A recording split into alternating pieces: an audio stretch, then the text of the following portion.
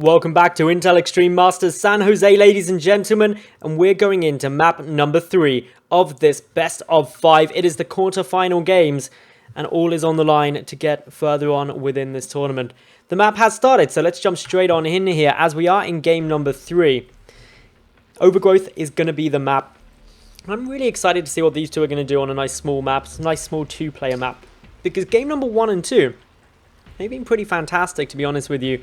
And well, spawning up in the top right-hand position, the blue Terran. He represents Millennium. It is none other than ForGG. And his opponent down to the lower left, the red Protoss, we have Rain. So, a nice little bit of Rain up against ForGG. Game number 1 went in the Protoss' favour. Game number 2 was very similar in strategic style from Rain, but he wasn't able to make it work quite as well. ForGG was staying on top of things, and as a result, ForGG leveled out this series, tying it up 1-1, and being a best of 5, that makes it in a lot of ways a race to the first 2 wins now for these two, or actually in every way. And while some people would sit there and say, hey, that makes it like a best of 3, it doesn't really, because there's those first 2 games to base things upon. And Rain played a very similar style in game 1 and 2. The biggest actual difference was in game number 1, he was very bold, proxying the Stargate, getting it down before the Mothership Core, whereas in game number 2, he got the Mothership Core out first to be a little bit safer, and he was a lot more safe with those Oracles. So, it'll be interesting to see if Rain does go for the Stargate play again in map number 3. And exactly what ForGG is doing. He is opening up very similar to what he's done previously. Getting the gas, getting the racks out, so I wouldn't be in the slightest bit surprised to see him going for the Reaper as we've seen in previous games. The Reaper, the Reactor, and then pulling the SCVs out of gas for a little time after that. I'm going to a quick command center down at the natural base. Otherwise, just looking here at the moment, we've got a similar build coming down from Rain. If he follows things exactly as he's done in game 1 and 2, he will grab that second Vespian Geyser shortly. But for the moment, just coming out with this probe, taking it down towards the natural base, and he's going to be gunning to get down that expansion nice and quickly. Meanwhile, up at ForGG's side, right on cue, Reaper's on its way, 50 gas in the bank, so he should be starting up that Reaper shortly. Interestingly, Rain is delaying that second Vespian gas compared to game number 1 and 2, so it's going to slow down his tech a little bit. He's not going to be able to get down in Stargate or anything else as quickly as he has done in other games, but it does mean that he has the option of taking a slightly quicker natural nexus, so playing it slightly more economically focused than he did in the first 2 games. And well, with this, ForGG shouldn't have too much trouble. He's got, of course, his natural base coming on down as well. He's playing it exactly the same as he did in the first 2 games, getting this Reaper out, getting the Reactor out, going in to the command center. So this is all going nice and steady. The Mothership Core is now here, but the important scout is already down by ForGG. He sees that second gas being taken. Of course, he knows it's a second gas because, well, there's a Mothership Core, and that means that the first one had to have been taken. Otherwise, Rain would have done a little bit of a miracle getting that out without any Vespian.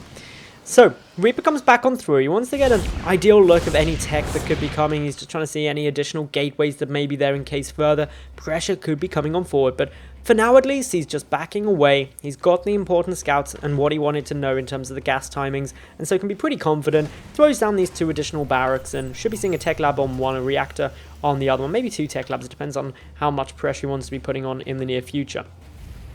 Very interested to see what this probe is going to be doing, or...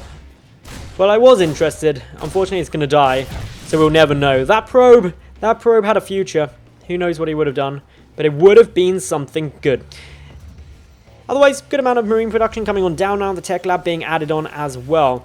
Back home, though, for Rain, he's going straight into the robotics facility, so mixing things up just a little bit differently to what he did in that first map, and actually the first 2 maps, not going with that Stargate tech, but is again favouring that robotics facility nice and early, as he has done previously. Not going for any pressure, really, but he's also not getting any harassment down with those Oracles like he did in the first 2 games. Therefore, I'm going to be really interested to see how ForGG deals with this, because in the previous 2 games, the harassment has been a little bit annoying for him. He's having to deal with that as the Oracles kept on coming through, picking apart, dealing damage wherever possible, and he was always having to be on guard against that. This game he doesn't, but he's instead going to have to contend with a much earlier Colossus style tech. So with these earlier Colossus, there's not going to be Vikings down, and it's just going to be a little bit annoying for that as well. ForGG, of course, expecting that there could be oracles keeping these marines around just in case, because game number 1, oracles caused some problems. Game number 2, it was also annoying getting a couple of additional shots down of those oracles, and he would have liked to have avoided that. So game number 3 is just going to make sure that he's prepared just in case they're coming a little bit later than he initially expected. We've also got 2 additional gates, so this is just going up to the 3 gateway count. Nothing crazy there at all. So yeah, very, very standard TVP for the moment. Just very early tech in the form of this Colossus already on its way out. And actually that Colossus isn't coming down super early. There's 2 observers already out, so they're just getting a little peek, trying to stay out of the range of those marines. And they're going to be looking for any sign of, say, a 3rd CC, a lot of additional tech coming out, or just basically anything they can scout out. So they get a good timing on this Stargate. And again, it's just nice little pickups from this detection, which is going to be very, very solid. There are missile turrets also coming down. That's going to limit how much information these observers are going to be getting. But they should just be sitting around here, just chilling, biding their time in order to know when any army starts approaching, just so the positioning can come back in order to try and pick it off where possible. Looking up now, we've got, of course, the Colossus production really ramping up. The second one already on its way out, and this is that actually started about the 8-minute mark, so very, very early on there, getting that second Colossus down. And ForGG is probably gearing up to move across the map. His first 2 medevacs coming on out, so this is the standard move out time where you try and get a bit of damage. Nice snipe actually there on that observer from the Terran player, spotting the little shimmering there, going for the scan, taking it down. So really nice work out of ForGG there. And Rain, he doesn't need to panic about that, but unfortunately that pylon may just well get scouted. This marine could have possibly noticed it being placed, so I don't think that's going to be lasting much longer. It also alerts ForGG to the fact that something a bit sneaky is coming down. He's like, okay, well, you're getting down that pylon nice and early. What are your plans with it? Big move out here is actually coming on through, and with these 2 medevacs going off to the side, this could be very interesting to see how this plays on out. A couple of bunkers, I'm going to say a couple, 4, coming on down. And now, forward come these Colossi. They're going to be trying to get as much damage out as possible.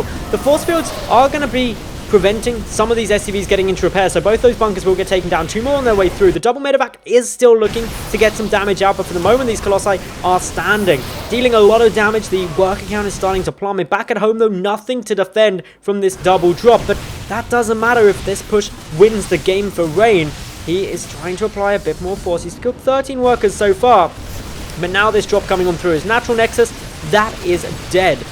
There is not a chance of saving that, so Rain is just having to push on forward, waiting for another wave of reinforcements to come on through. Takes down the Viking, takes out the infantry. Just 2 marauders remaining in that bunker, but it's not going to be able to do too much. The infantry stimming on up into the main base now, focusing down as much damage as possible. But here's a big wave of warpins. The probes are going to be getting on that fight as well, and we're into a base race. This game is going to be over in the very near future, most likely.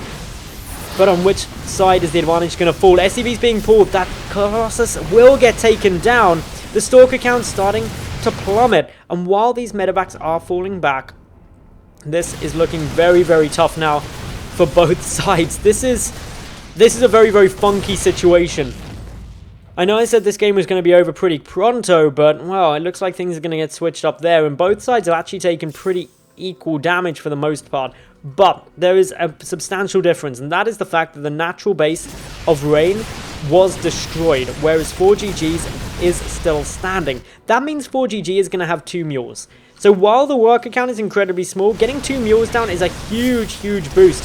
There's another Colossus here, though. That's certainly going to be helping. The Vikings, though, quickly lifting up, trying to deal a bit better with that. One Marauder trying to edge on away. This game is literally being fought tooth and nail. There is just scraps left for both sides, but ForGG, muling heavily in his main base, is getting a much nicer income here. It's all going to come down to these next couple of seconds. Is Rain going to be able to do too much? Down goes one of those Stalkers. The second Stalker is also going to fall.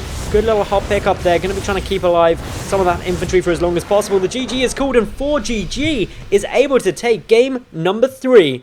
Getting himself up by 1 game, 2-1 here up against Rain in a best of 5. And that puts Rain on match point. ForGG lost the first one, but is now playing like an absolute boss. That double drop was a risky maneuver, but he knew he had enough back at home in order to defend against that pressure. And he dished out critical damage, and thanks to the mules, he was able to just outproduce Rain in that third game. Game number 4 is going to be coming up shortly. A quick break now while we set all of that up. But make sure you stay tuned. Hashtag IEM on Twitter. Join the discussion. Let us know if you think ForGG is going to be able to take game number 4 and therefore advance 3-1 over Rain, or if Rain is going to level it out and we'll go to the ace. Catch you in a couple of minutes with game number 4.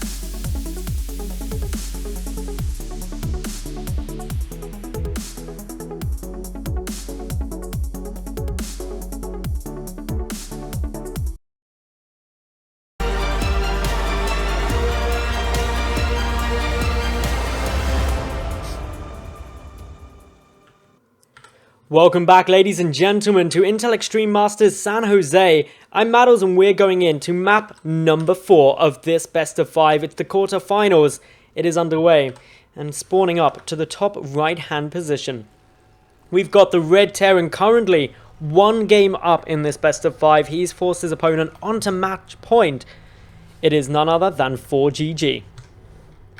And to the south of merry-go-round, we've got the Blue Protoss. Battling now to stay within this Intel Extreme Masters.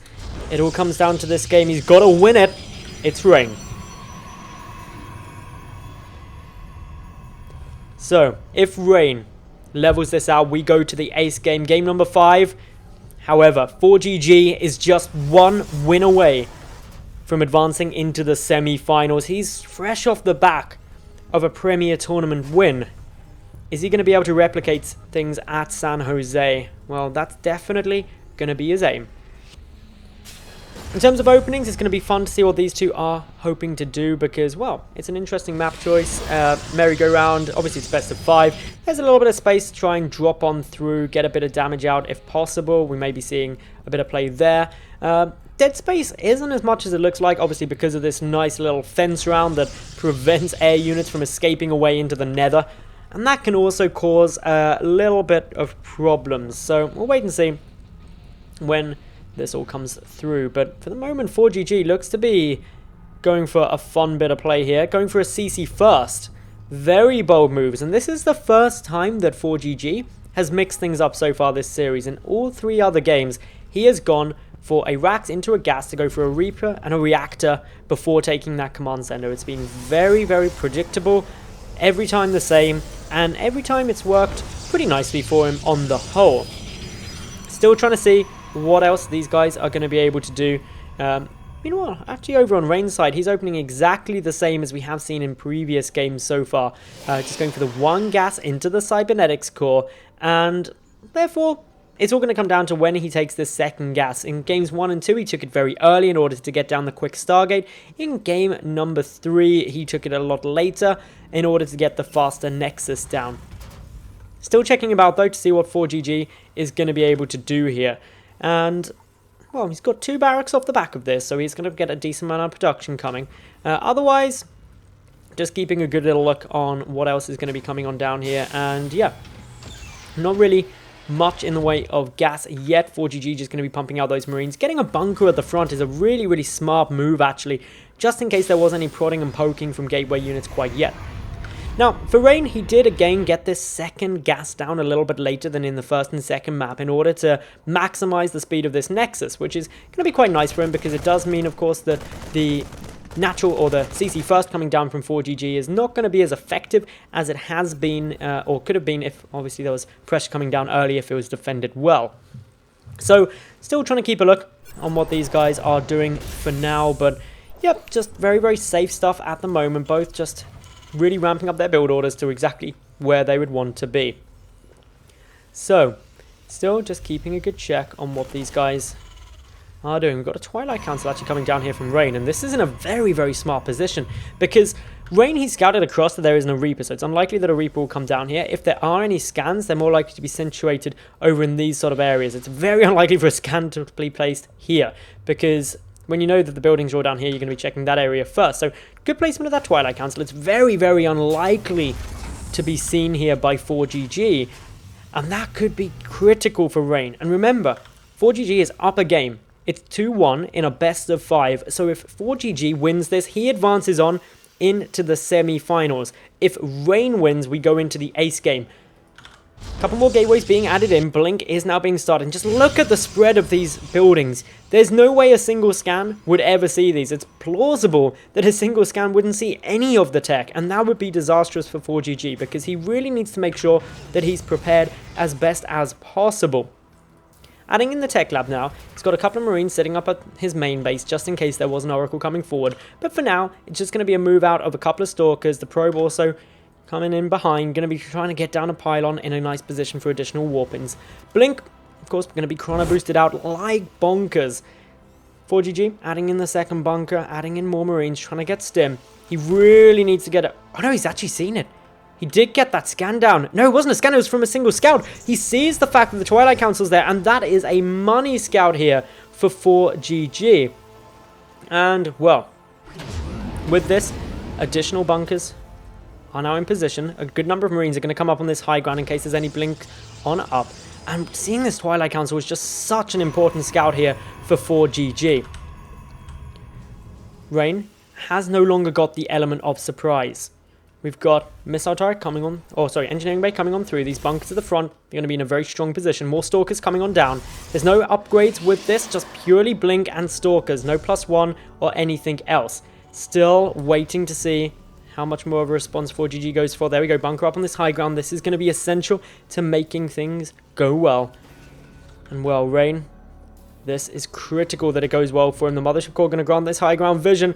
Is the blink up going to come? The Mothership Core just edging forward, wants to see if there's a bunker. Doesn't see one. This could signal the blink, but now sees the bunker come on through. It's not done yet. There's the time warp. A lot of these Marines being repositioned from the natural base. SCVs being pulled across as well. And this is where a nice amount of damage could be done. These Stalkers trying to pick apart everything that they can. The SCVs getting involved in this fight, doing as much damage as possible.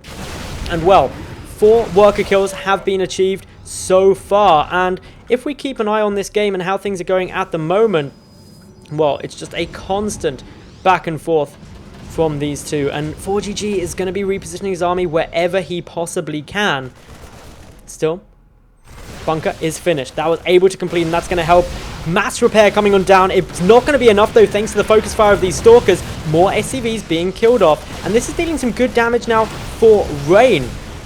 The Marines doing all that is possible to pick this apart.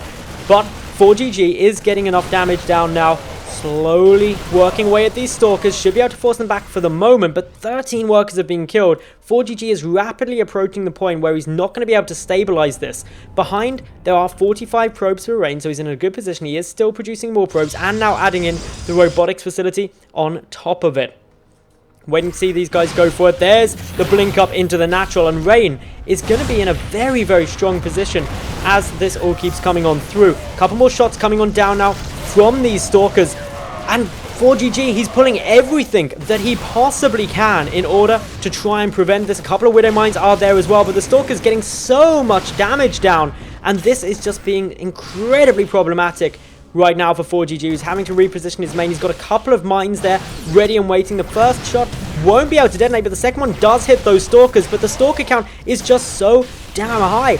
And to be honest, Rain, he's pushing on through. There's only a handful of Marines, 1 Marine remaining in order to defend this. The Stalkers are having an absolute field day. GG is called, and Rain is able to level out this series, tying it up 2-2, and that means we're going to be getting game number 5, the ace game here. Quick break now while we set up that final game, and I'll be back with map number 5 very shortly. Stay tuned.